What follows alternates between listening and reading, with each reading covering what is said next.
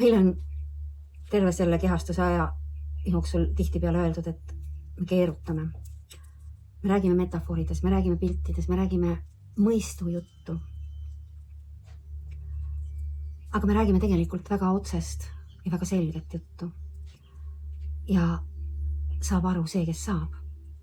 Sellepärast, et mida rohkem ja keerulist juttu aetakse seda põhjusega.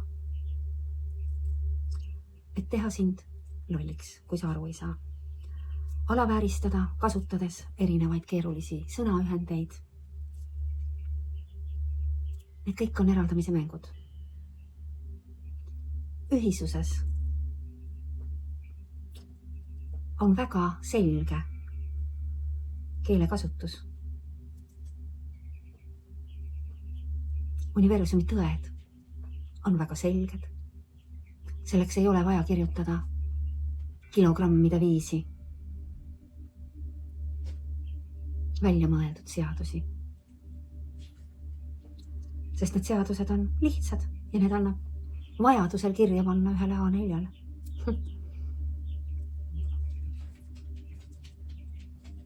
Ehk siis, mis me tahan sellega öelda? Need, kes aru ei saa, millest me räägime.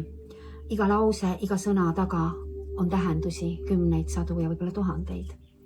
Ja see, kellega see sõnapaar või lause resoneerub, kokku kõlab, saab alati aru. Iga kuulaja ja vaataja sees toimub iga lause juures mingisugune liikumine sinu sees. Sina jälgi, mis toimub sinu sees, mida see jutt käivitab, mida ta kutsub sinu sees esile, väljenduma